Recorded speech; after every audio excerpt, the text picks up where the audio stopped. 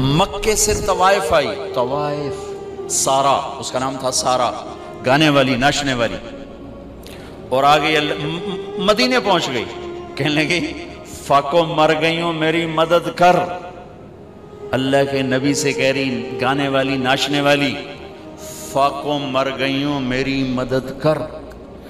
تو آپ نے کہا کلمہ پڑھتی ہو؟ آپ نے کہا کلمہ پڑھتی ہو؟ کہنے لگا نہیں پڑھتی، نہیں پڑھتی۔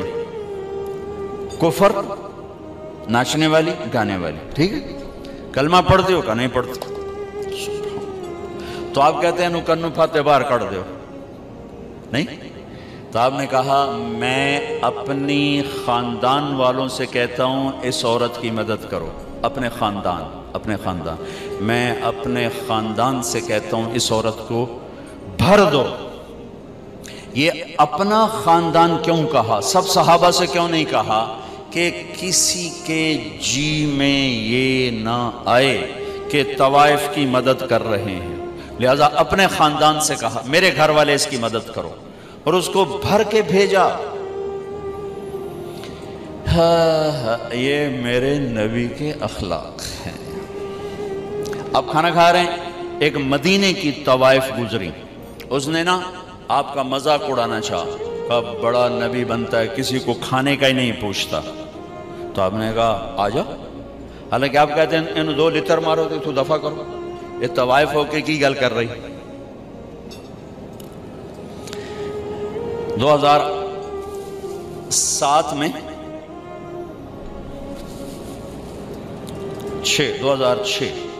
2006 میں نرگس میرے ساتھ حج پر تھی، لاہور کا گروپ تھا، اس کے ساتھ ہم گئے ہوئے تھے، اس کو تیار کیا تھا۔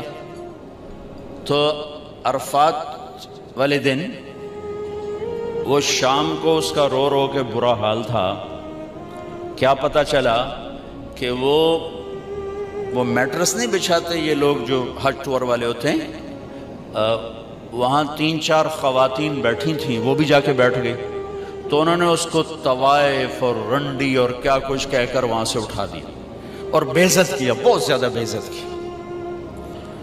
تو اس کو اتنی مشکل سے سمجھا بجھا کے اس کو نرم کیا۔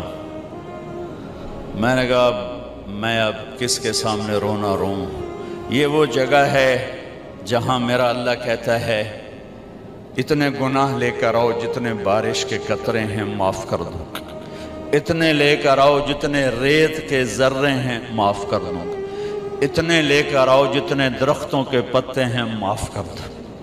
تو ایک طوائف کے پاس اتنے گناہ تو نہیں ہیں کہ وہ بارش کے قطروں سے زیادہ ہو جائیں، یا ریت کے ذروں سے بڑھ جائیں، یا درختوں کے پتوں سے بڑھ جائیں، لیکن نفرت نفرت نفرت نفرت انسان ہی نہیں سمجھتا۔ ایک ہوتا ہے پیسے کا تکبر، وہ بھی بڑا خوفناک ہے، ایک ہوتا ہے نیکی کا تکبر، یہ پیسے سے زیادہ خوفناک ہے۔ میری گل ذرا کان کھول کے سنیں آجے، ایک پیسے کا تکبر ہے، یہ بھی بڑی بھیڑی شے ہے، لیکن نیکی کا تکبر اس سے بھی زیادہ ہوتا ہے۔ یہ آدمی کو ایسے ہی گراتا ہے اللہ کی نظروں سے جیسے بڑے بڑے گناہوں سے انسان اللہ کی نظروں سے گرتا ہے۔ اس کا یہ میں نے آپ کو نمونہ دکھایا ہے کہ اٹھ جا یہاں سے، طوائف ناچنے والی، وہ تو توبہ کرنے گئی تھی وہ، اور اس نے کی توبہ، گھر بیٹھ گئی۔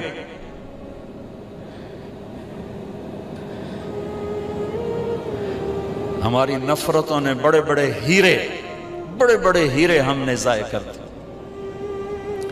نسیم وکی ایک اداکار ہے، اس کی والدہ فوت ہو گئی، میں اس کا جنازہ پڑھانے گیا تو سارے اداکار ہی تھے، 250-300، تو میں نے سب کو بٹھا لیا، عجب ان کے حلیے حال تھے۔ کس ماحول میں؟ ہر گناہ اس ماحول میں ہوتا ہے جس میں وہ ان کی زندگی گزرے، ہر گناہ۔ میں نے ان سے کوئی 20-25 منٹ بات کی، میں نے اتنا کسی کو روتے نہیں دیکھا جتنا وہ نوجوان روئے۔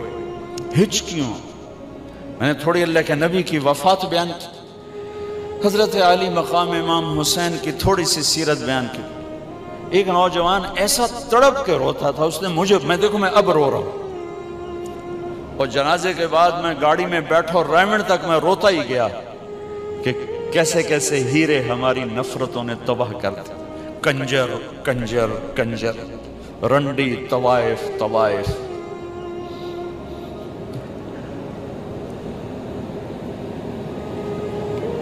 کون جسم کو بیچتی، کس نے گھنگرو بندھا پہنائے، کس نے اس کو جسم فروشی پہ مجبور کیا؟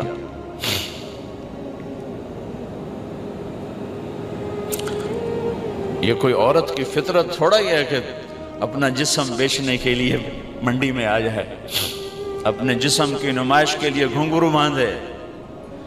یہ تو نچوانے والے میاں صاحب، سیٹھ صاحب، چودھری صاحب، سردار صاحب، ان کی کلغی سفید رہی، اس کے ماتھے پہ طوائف کا داغ لگا، موت بھی نہ دھو سکی۔ میرا ضلع ملتان ہے، 1818 میں رنجیت سنگھ نے ملتان فتح کیا تھا، مظفر خان سے حکومت چھینی، شہید ہوئی، تو اس نے 3 بازار حسن بنائے، ایک ملتان میں، ایک کیروڑ پکا میں، ایک تلمبا۔ تلمبا میرا ہوم ٹاؤن ہے، میرے گاؤں سے 3 کلومیٹر۔ آج سے کوئی 10 سال پہلے میں نے وہاں، مجھے خیال آیا کہ یہ اگر قیامت کے دن انہوں نے گریبان پکڑ لیا کہ ساری دنیا میں تبلیغ کی اور ہمیں آ کے نہ بتایا تو ہم تو مارے گئے۔ وہاں طوائفوں سے ملنا شروع کیا، ان کو کبھی گھر بلایا، کبھی ان کے پاس۔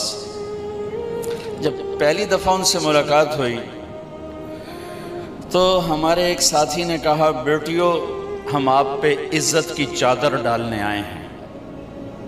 ایک چھوٹا سا جملہ ہے، ایک جملہ ہے، ہم آپ پہ عزت کی چادر ڈالنے آئے ہیں۔ تو وہ ایسے روئیں جیسے کوئی دکھوں کا مارا روتا ہے، کہنے لگی یہاں تو کپڑے اتارنے آتے ہیں لوگ، آپ کون ہیں جو ہم پہ چادر ڈالنے آئے ہیں؟ یہاں تو لوگ کپڑے اتارنے آتے ہیں۔ کپڑے اتارنے والے اسی طرح میاں صاحب ہیں، ان کی عزت میں کوئی فرق نہیں آیا، وہ طوائف بن گئی۔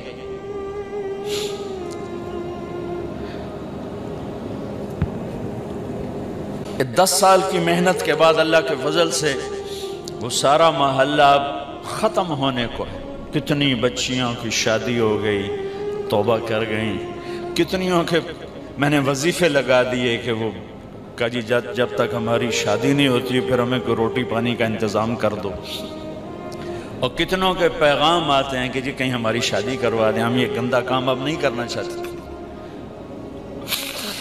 نفرت کرنا کون سا مشکل کام؟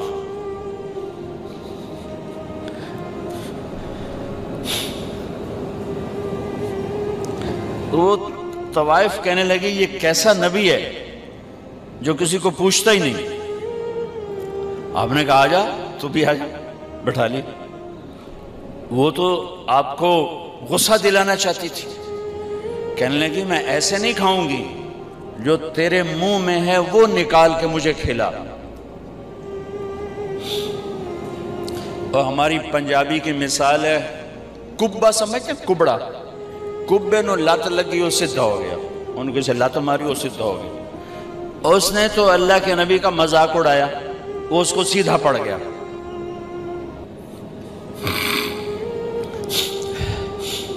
جب اللہ کے نبی کا لعاب اس کے منہ میں جب گیا تو کیا ہونا تھا؟ جو ہی آپ کے منہ کا نوالا اس کے منہ میں گیا، اس نے وہیں کلمہ پڑھ لیا اور مدینے کی حیادار پاک دامن عورت بن گئی۔ میرے بھائی بہنوں، زندگی کی خوبصورتی حج سے نہیں ہوگی، نماز سے نہیں ہوگی، روزے سے نہیں ہوگی، ذکر و تلاوت سے نہیں ہوگی۔ ہاں، یہ ہماری فاؤنڈیشن ہے، ہماری بنیاد بنے گی۔ بنیاد کے بغیر عمارت نہیں بنتی۔ اگر زندگی کو خوبصورت بنانا ہے، اس میں حج بھی ایک عمل ہے، تو اپنے اخلاق نبی والے اخلاق سیکھیں. آپ کا گھر خوبصورت، آپ کا زندگی کا سفر خوبصورت، آپ کی اولاد آپ سے خوش، آپ اپنی اولاد سے، آپ کی بیوی آپ کو دعائیں دے گی، آپ اپنی بیوی کو دعائیں دیں گے اگر نبی والے اخلاق زندہ ہو.